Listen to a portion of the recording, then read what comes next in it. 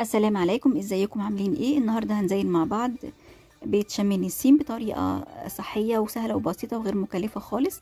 مش هتكلفنا ولا جنيه. سله البيت دي عملتها معاكم فيديو، هنزله لكم في صندوق الوصف. اللي ما يعرفش يعني ايه صندوق وصف هنزله له في اول تعليق مثبت للي حابب يشوفه. طيب الفيديو ده هعمله بايه؟ عندي بواقي فوم كنت مستعملاها ودي فاضت معايا.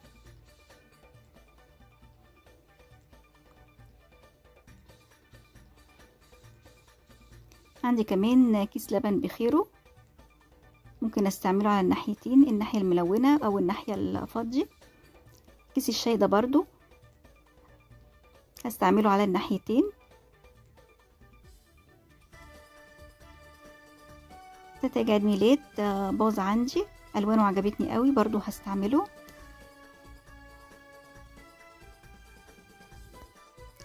جبت خرامة وبدأت اخرم كل الخامات اللي قدام حضراتكم دي كلها.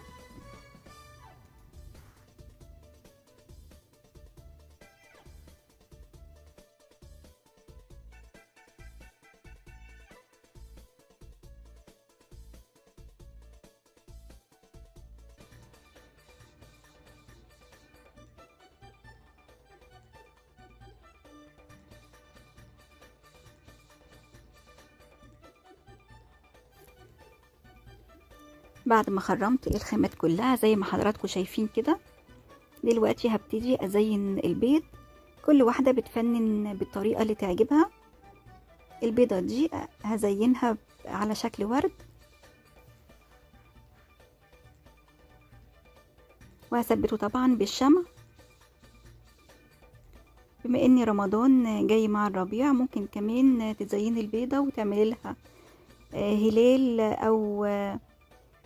او نجوم، تبقى برضو شكلها حلو قوي.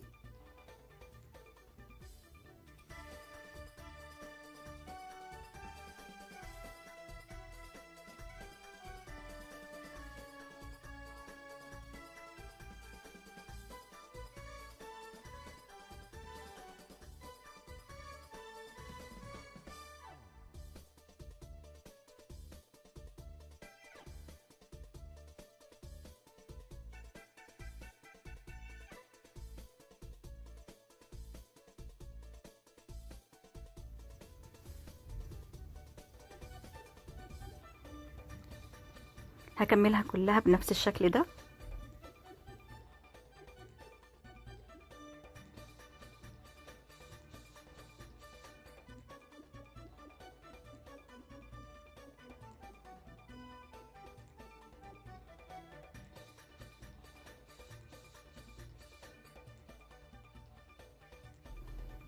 عشان ما اشوفش فراغات كتير بالشكل ده، هحط بين كل وردة والتانية دورية سودا، دي هتقلل شوية من المساحة البيضة.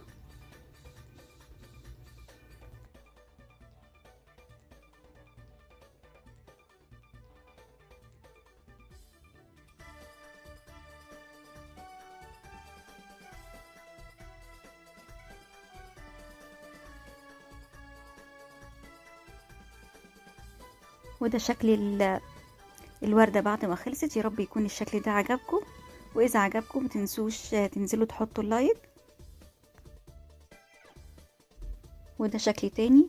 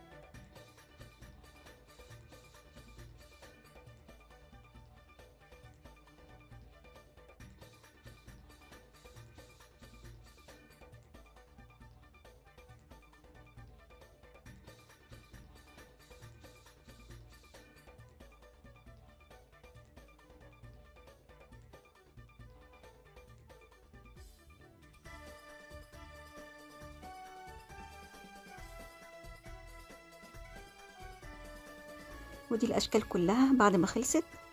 يا رب تكون عجبتكم.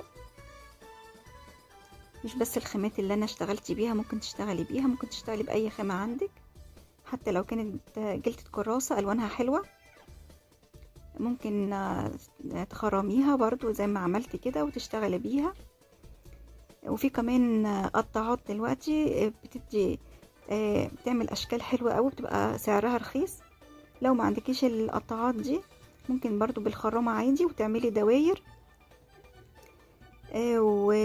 وتبدعي بقى بالاشكال اللي انت عايزاها. وزي ما قلت لكم باننا في رمضان ممكن تعملي هلال رمضان او نجوم، هتدي شكل حلو قوي. يا رب يكون الفيديو كان خفيف عليكم ويكون عجبكم. واذا عجبكم متنسوش اللايك والشير والسبسكرايب، متنسوش تفعلوا الجرس عشان يوصلكم كل جديد. والسلام عليكم ورحمة الله وبركاته.